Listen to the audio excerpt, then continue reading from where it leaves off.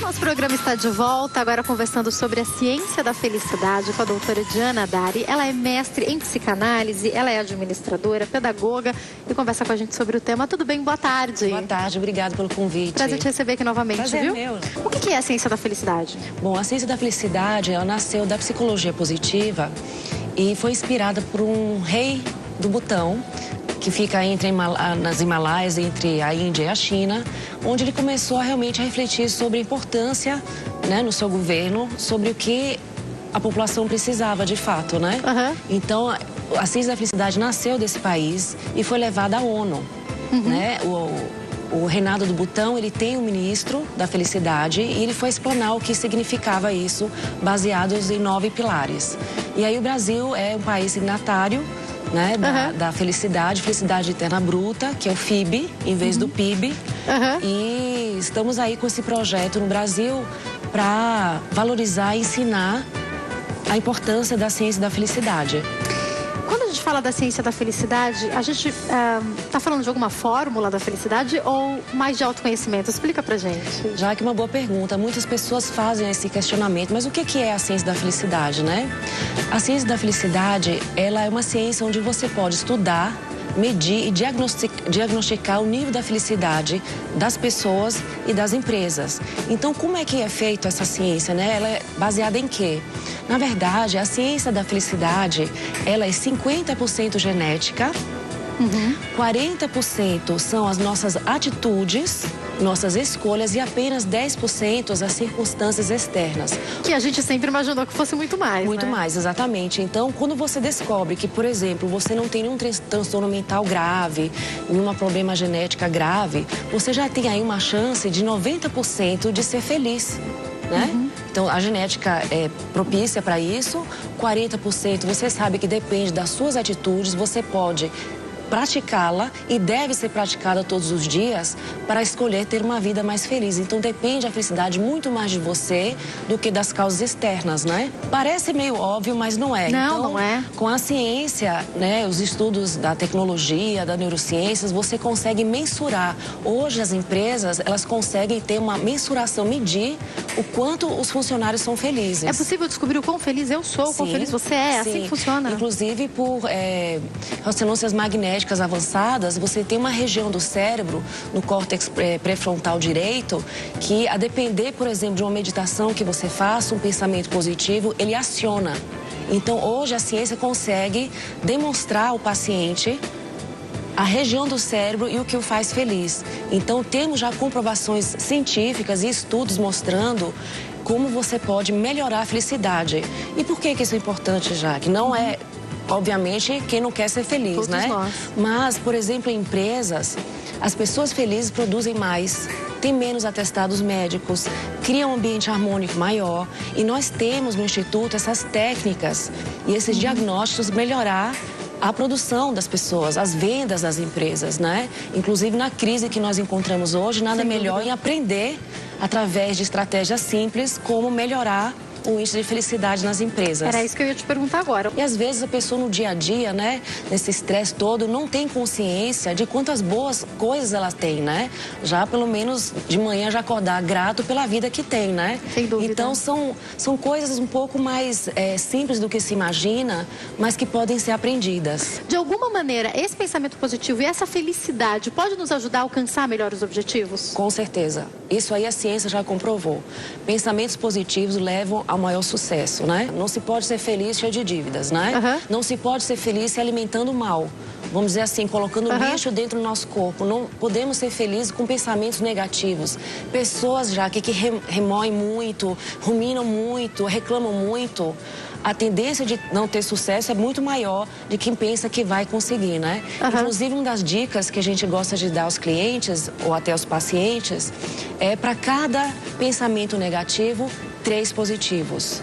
Nas relações matrimoniais, a cada pensamento negativo, reclamação que você faz com o cônjuge, são 6 positivos para neutralizar. Por casamento precisa de um pouquinho mais. É, porque a gente reclama muito, né?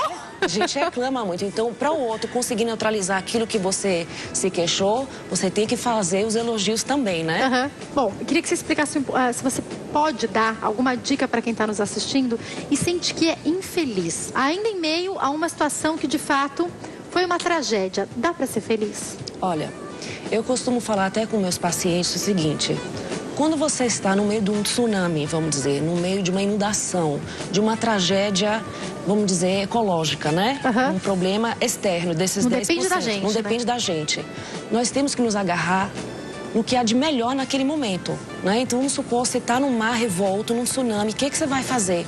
Pega numa tábua, pega num plástico, num isopor, até você chegar à praia. Se você tem um amigo, uma amiga, um parente, alguém lá naquele momento, peça ajuda, né?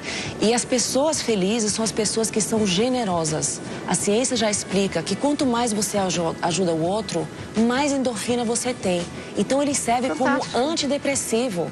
Ajudar o próximo e disseminar a felicidade nos fazem muito mais felizes do que a gente possa imaginar, né? Então, uma situação dessa, de catástrofe ambiental, por exemplo, é você saber que, muito provavelmente, com o tempo, aquilo vai se resolver, né?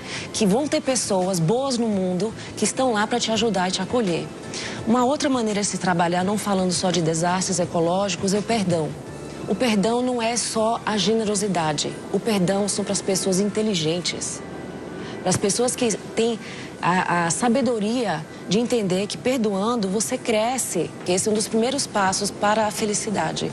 Você se perdoar, perdoar o outro, ouvir, entender que de repente aquela pessoa naquele momento não tinha essa consciência, essa experiência e que é uma escolha também. Outros passos também é a gratidão, né?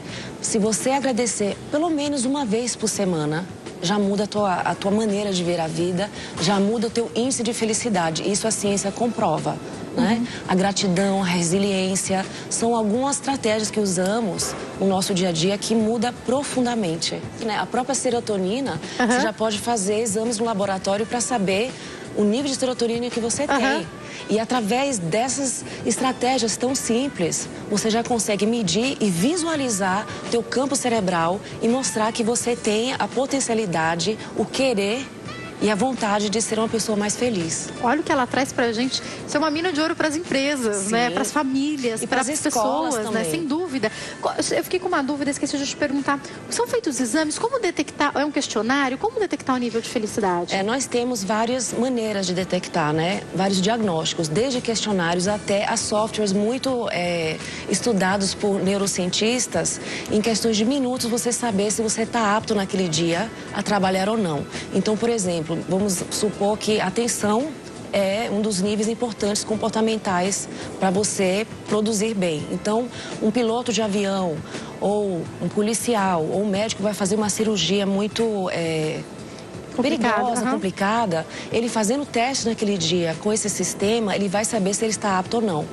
Então, já conseguimos, através desses diagnósticos muito específicos, medir a capacidade da pessoa ou até o nível de felicidade através de testes de 1 minuto. Fantástico. Sim. Eu queria te fazer uma pergunta, não sei se tem estudo sobre isso, mas a relação da dor com a felicidade. Pensando em pessoas que têm alguma doença ou que estão com alguma dor por algum motivo. Tem algum estudo sobre isso?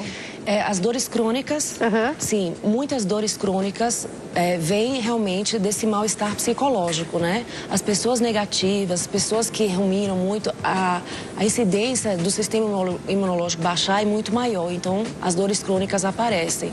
Então, o que é a depressão, Jaque? Depressão, a palavra já está dizendo, é pressão para baixo. Se eu estou deprimida com essa pressão para baixo, minha imunidade vai estar baixa também. Então, é muito comum vermos as pessoas que tiveram um estresse, uma briga, 2, 3 dias ou até uma semana depois, ela tem gripe, ela tem enxaqueca, ela tem mal-estar, vem depois. Então, logicamente, as pessoas com dores, muitas, não vamos dizer todas, seria muita...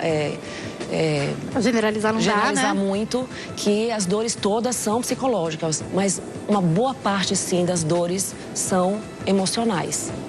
Falando um pouquinho de vida profissional, fazer o que a gente gosta tem ligação com felicidade? Uma das estratégias que ensinamos chama-se o fluxo, que em inglês vem do flow. Né? Inclusive, ele foi muito premiado, esse escritor, escreveu um livro sobre flow. O que é o flow? É você estar interagindo, trabalhando com aquilo que você perde a noção do tempo. Seja um assunto, seja uma arte, um trabalho, você está tão interligado naquilo ali, que aquilo ali é um estado pleno de felicidade. Então, às vezes, falando sobre um assunto, né? Por exemplo, eu, quando falo de felicidade, eu posso chegar aqui e falar horas.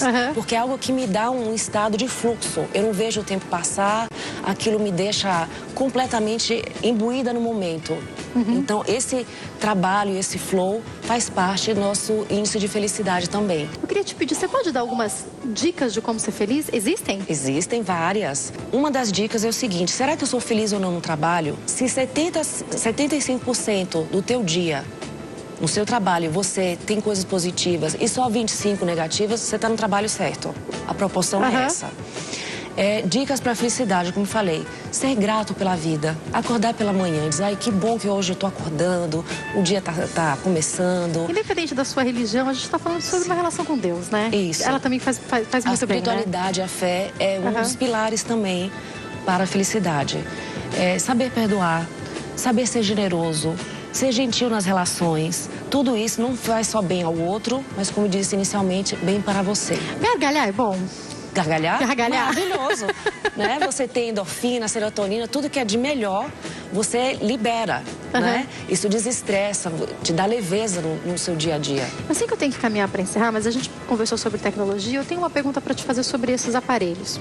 Eles nos aproximam ou podem nos afastar da felicidade algumas vezes? Tem que saber usar, Jaque. Você tem que saber medir.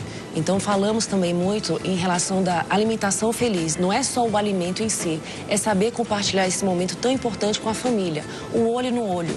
Isso nunca, nada vai ser substituído. Sabemos que estamos caminhando na tecnologia para uma realidade virtual. Ela vai ser tão importante quanto a vida real, mas mesmo assim o ser humano precisa do outro. Nós precisamos do contato. Se você quiser prejudicar uma pessoa, é isolá-la. Não é à toa que os prisioneiros, quando fazem coisas erradas, ficam no isolamento. É uma das piores torturas, é a solidão. Então, nós precisamos dos outros. Precisamos viver em grupo, em sociedade. O carinho também é uma das dicas que damos às pessoas. Agradeça mais, fale como o outro é importante, fala que você ama, fala que você respeita, que você tem admiração. Quem não gosta de ser elogiado, não é, Jaque? As pessoas estão esquecendo disso.